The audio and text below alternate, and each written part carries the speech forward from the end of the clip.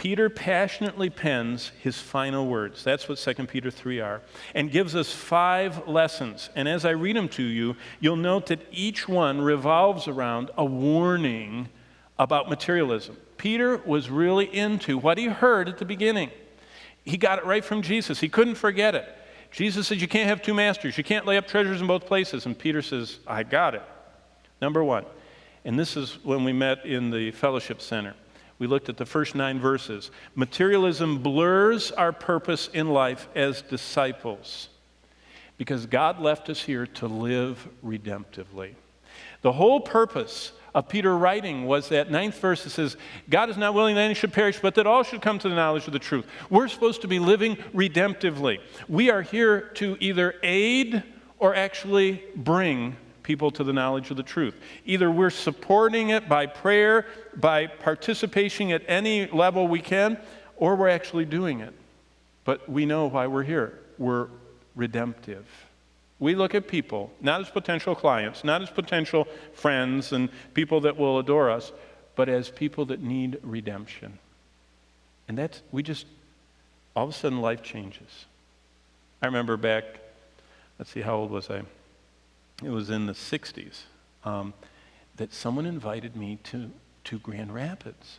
Well, they said, it's not quite Grand Rapids, it's just a little outside of Grand Rapids. They said, there's 2 men we want you to meet. And I remember going there, and I met, Rich DeVos and Jay Van Adel and, Charlie Marsh and Bernice I forget all their names now. They were all the megas of this soap company. And what I learned is, they said that everyone you look at, you should think about them as where they would fit in your circles, all the circles that they taught you to draw. And I thought about that, and by the way, I did it, and it was fun. I made a lot of money until one day I realized that I was going through life and looking at people and thinking, let's see, if I tell them about Amway and they don't like it, I wonder if I can tell them about the Lord. But if I tell them about the Lord and they don't like it, I can't tell them about Amway because they already don't like me. And so I was going like this and thinking, should I talk to them about the Lord first or the business first? Or the business first or the Lord first? And I thought, wait a minute. We're not supposed to be having this conversation. So I turned in my little case, And it reminded me that materialism blurs our purpose in life as Christ's disciples. We're here to live redemptively. Secondly, and this is where we are right now, materialism clouds our minds with the idolatry of coveting. And what we're supposed to do is keep alert to any place that shows up.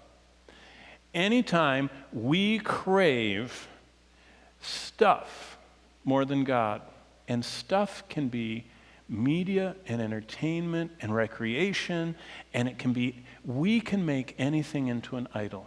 And an idol is anything that displaces God from being most important, our biggest longing. Anything that displaces that is an idol.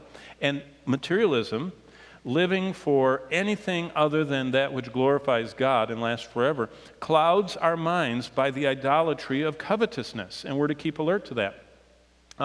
Thirdly, Peter says this, starting in verse 12, materialism clutters our lives with discontent.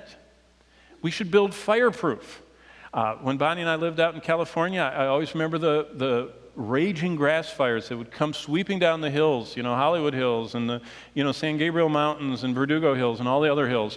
And it would get so dry, and all of a sudden those fires would come. And what happened is that when the pine trees would get engulfed, they would just explode and sparks would fly, and they would land on these cedar shake roofed houses. And if you don't know what cedar shakes are, it's like kindling wood, actually. It should be called kindling wood roofing. And it was so dry and so old and so ready that all it took is a spark, and that $25,000 roof would burst into flame and burn the $1 million house. And so what the government tried to do is they tried to get people to rebuild with fireproof orange terracotta, tiles. And, you can put a spark on that, and then it can sit there 3 months, and it'll just sit there, and it doesn't burn. And that's what Peter's saying. Build with fireproof materials. Materialism clutters our lives with discontent. You know what the writer of Ecclesiastes said? We're going to study it in a couple of weeks. The more you have, the more you want. The more you have, the more people want to take it from you. The more you have, the more you worry about it. And there's something about materialism breeds within us discontent and dissatisfaction. We want more and more. And so it clutters our lives. And we should build fireproof. And then, fourthly, materialism blinds our eyes with earthly treasures. And the solution to that is look up in verses 14, 15, and 16, and 17. Peter is paralleling what Jesus said to the church in Laodicea. Do you remember he said to them, "You are rich, you are increased with goods. You have need of nothing, and you don't know that you're poor and blind and miserable and naked." Blind. Materialism blinds our eyes with earthly treasures. You have a $2,000 high-def investment hanging on your wall. You want to watch it. It's very blinding. I mean, you got to get your money out of it, right? You buy, whatever, you want to use it. And materialism blinds us. And what is blinding? The songwriter put it, Helen Lemmel wrote a poem. Turn your eyes upon Jesus, look full in his wonderful face, and the things of earth will grow strangely dim. You could rewrite her poem, turn your eyes upon stuff, look full in the wonderful stuff, and the things of Christ, his word, his fellowship, his people, his ministry, your calling as a disciple will grow strangely dim in the glow of the stuff. See, that's a choice we make. And finally, materialism corrodes our wills because we're trying to serve two masters. And the solution to that is obey Jesus. And there was never a more relevant message for any group of people than those at the heart of the Roman Empire in Peter's day. And by the way, for us in the heart of American materialism today. Never a more relevant message.